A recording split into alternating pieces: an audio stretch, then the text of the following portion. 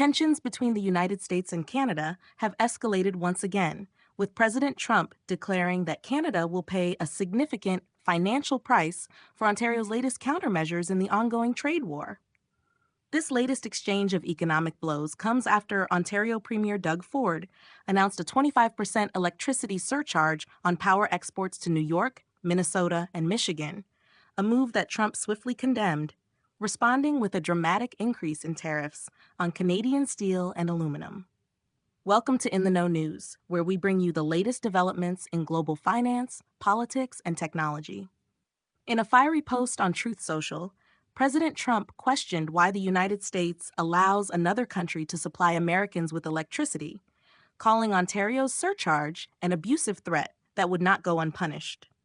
Within hours, he announced a doubling of tariffs on Canadian steel and aluminum, bringing them to 50%, with further increases on the horizon if Canada refuses to back down.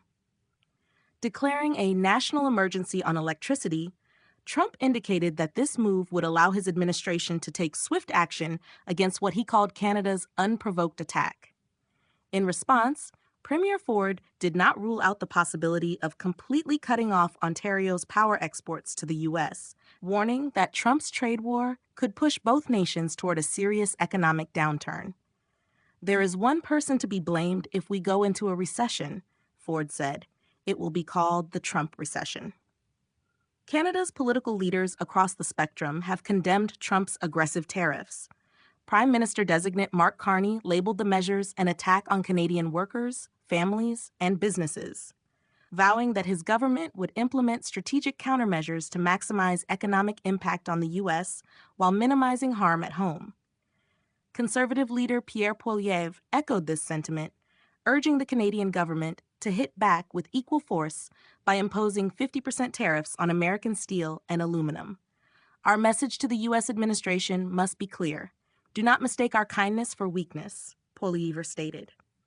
Meanwhile, U.S. officials have begun voicing concerns about the consequences of Trump's latest tariffs. New York Governor Kathy Hochul and Senator Chuck Schumer released a joint letter criticizing the president's actions, warning that higher tariffs on Canadian energy imports would lead to increased utility costs, market instability, and economic uncertainty for millions of Americans. They urged both Trump and the Ontario government to reverse these harmful policies before they cause irreparable damage to the long-standing energy partnership between the two nations. As tensions continue to mount, the future of U.S. Canada trade relations hangs in the balance. Trump has made it clear that he is willing to escalate this economic standoff even further, warning of additional tariffs on Canadian auto imports if Ontario does not reverse course. Ford, in turn, has shown no signs of backing down, suggesting that Canada is prepared to fight fire with fire.